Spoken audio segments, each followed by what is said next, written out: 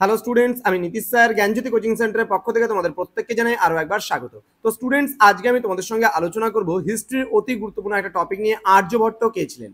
ওকে, ক্লাসটি শুরু করার পূর্বে তোমাদেরকে বলবো, যারা এখনো আমাদের চ্যানেলটিকে সাবস্ক্রাইব করনি তারা অবশ্যই চ্যানেলটিকে সাবস্ক্রাইব করে পাশে থাকা বেল আইকন অল প্রেস করে দাও, যাতে নেক্সট টাইম থেকে কোনো ভিডিও আপলোড করলে তার নোটিফিকেশন সবার আগে তোমার কাছে পৌঁছে যেতে পারে। এছাড়া অনলাইনে তোমরা যদি আমাদের কাছে পড়তে চাও তাহলে অবশ্যই যোগাযোগ করো আমাদের অফিসিয়াল নাম্বার 7076398606 নম্বরে, অথবা 6295916282 নম্বরে। তোমাদের টোটাল কোর্স ফি রয়েছে, যারা মেজর নিয়ে পড়াশোনা করছো তাদের জন্য কিন্তু টোটাল কোর্স ফি রয়েছে 1199 রুপিস আমাদের টোটাল কোর্স ফি। এবং যারা প্রোগ্রাম কোর্স নিয়ে পড়ছো বা পাস কোর্স নিয়ে পড়ছো বিভিন্ন কলেজগুলোতে, তাদের জন্য কিন্তু কোর্স ফি আলাদা রয়েছে।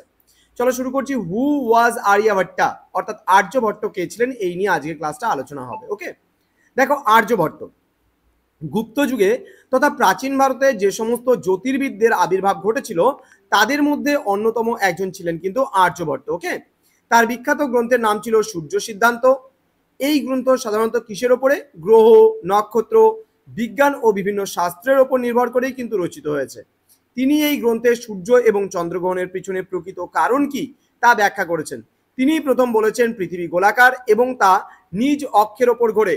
সূর্য সিদ্ধান্ত ব্যতীত তার আরও একটি গ্রন্থ হলো আর্যভট্টীয়। ওকে, এই গ্রন্থে পাটিগণিত, বীজগণিত, জ্যামিতি, ত্রিকোণমিতি সম্পর্কেও কিন্তু আলোচনা রয়েছে। তিনি সর্বপ্রথম দশমিক সংখ্যার কথাও কিন্তু তিনিই বলেছেন। তো আশা করি এই যে ছোট্ট নোটসটি ছিল আজকের, এটা কিন্তু অবশ্যই তোমরা 3 মার্কসের জন্য পড়বে খুব ভালো করে। ওকে, 3 মার্কসের জন্য পড়বে। তো দেখা হচ্ছে তোমাদের সঙ্গে খুব তাড়াতাড়ি আরো একটা নতুন ক্লাস নিয়ে। এবং যাওয়ার আগে একটা কথাই বলবো, তোমরা অবশ্যই চ্যানেলটিকে সাবস্ক্রাইব করে আমাদের সঙ্গে থাকো, পাশে থাকো এবং দেখতে থাকো আমাদের ক্লাসগুলো। Thank you so much, thanks for watching. After all, thank you.